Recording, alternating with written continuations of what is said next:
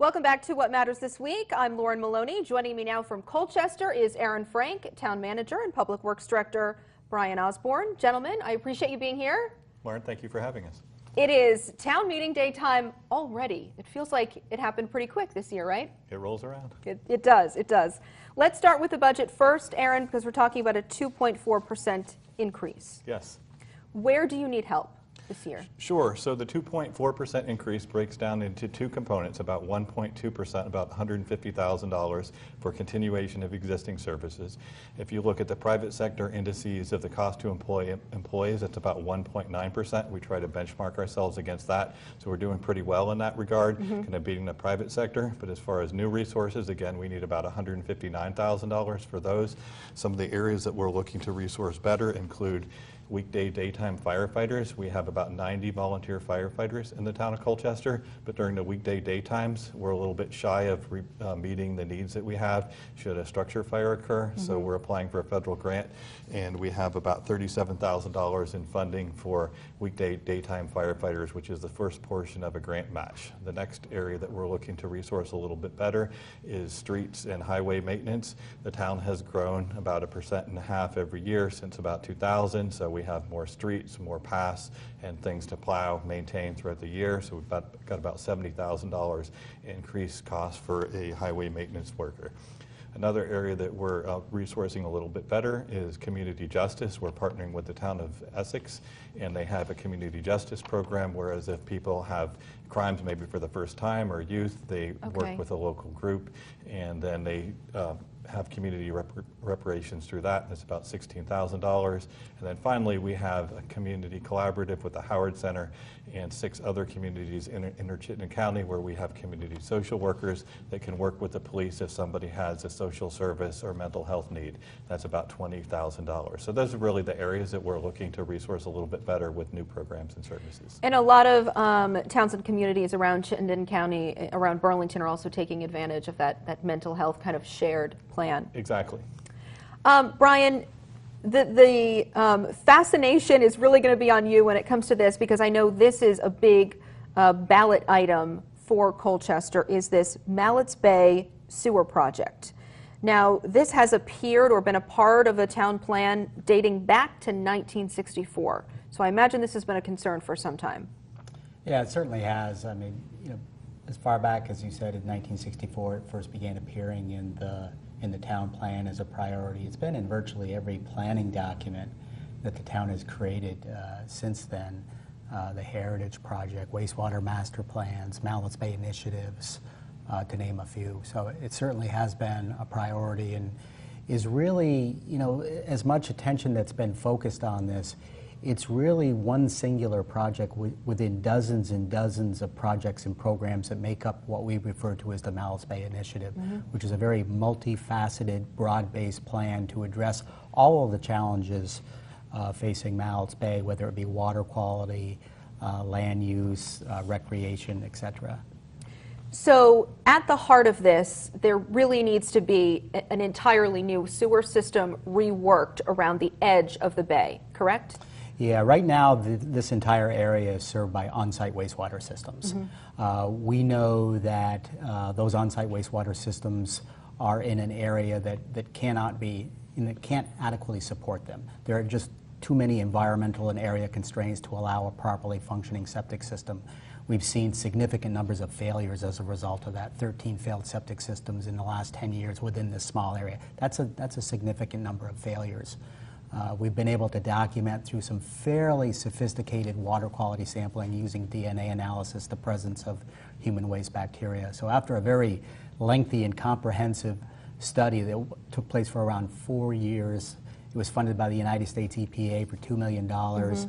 The professional engineers and scientists that worked on this for 4 years ultimately recommended that the best way to protect public health and the environment was to construct sewers within this limited area.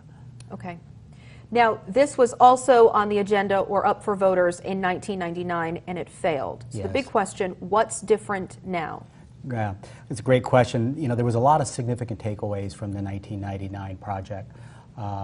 One of them was the 99 project, from a funding perspective, really relied upon a town-wide tax rate increase. This project uses no property taxes whatsoever. It's funded entirely with state and federal grants, local option taxes, and low-interest loans. So that's a fundamental difference of significance. The 1999 project also required all the individual property owners to take the responsibility for paying for and having constructed the individual service laterals that would connect them to the sewer system. In this project, all of that will be part of the project, and the property owners will not need to take on those responsibilities. From a land use perspective, the 99 project, there was a lot of concerns about unbridled growth as a result of the introduction of sewers. There's been a very lengthy visioning process where the community participated in creating zoning that resulted in Mallett's Bay being ending up as they'd like it to, regardless of whether there's sewers there or not. So we're pretty confident now that the bay is going to end up looking like the community wants it to look like, with or without sewers. So that's been addressed. And then the other is just the science behind the current project. In the 1999 project, the belief that there was human waste bacteria in Mallett's Bay was more anecdotal. It was, looking at these small lots. I see. And now you have proof. Right. And now we've gone through and done the science, done the water quality sampling, done the DNA analysis, and confirmed that there is, in fact, human waste and bacteria in Mallett's Bay. Some of the pushback or the controversy, I imagine, with this is that it will cost residents when it comes to operating and debt charges, and those are kind of two different line items that will amount to around $700 or so, correct? Is that where you're hearing some of the pushback? Well, that is an accurate estimate of what the average cost would be to a single-family home, but that's, when we talk about residents, that cost is within the proposed service area. That's 289 properties within Colchester. Okay. Close to 7,000 properties, or 96% of the property owners in Colchester, will not pay any additional cost toward this sewer project. It's going to be funded entirely within the user base of 289 properties. So yes, that's Lakeshore Drive, those type of... That West Lakeshore Drive from Prim Road back to Bayside, East Lakeshore Drive, and Goodsell Point. Those are the people that are going to fund this project, along with the use of local option taxes and low-interest loans and state and federal grants. And those local option taxes will be repaid by future sewer fees. Yes, $790 a year on average for single-family homes, but it's only those 289 properties within the service area. Okay. Now, you mentioned the Agency of Natural Resources. When it comes to them, possibly the EPA, are they on the town and the community to remedy this soon? I would say that it's more of a collaborative partnership between the town and the agency. The thing that the agency and the town have in common is we're both very interested in improving water quality everywhere in the state, including in Colchester. So it's been a very collaborative effort more than anything.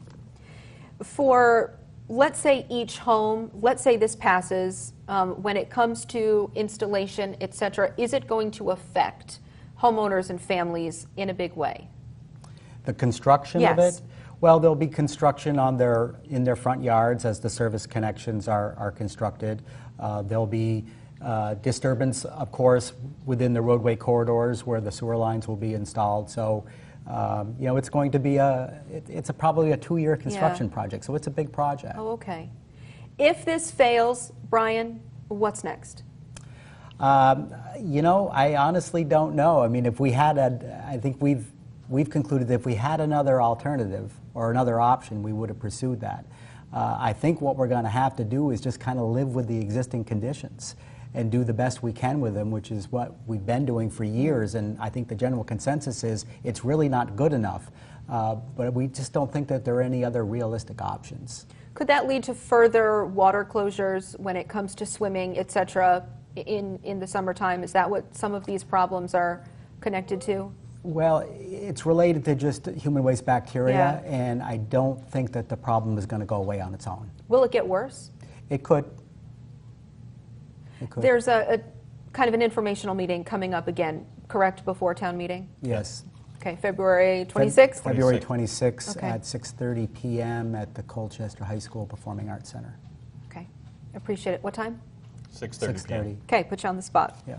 Gentlemen, I appreciate it. Thank you so much for joining us. Thank you. Thank you for having us. We'll be right back on What Matters This Week.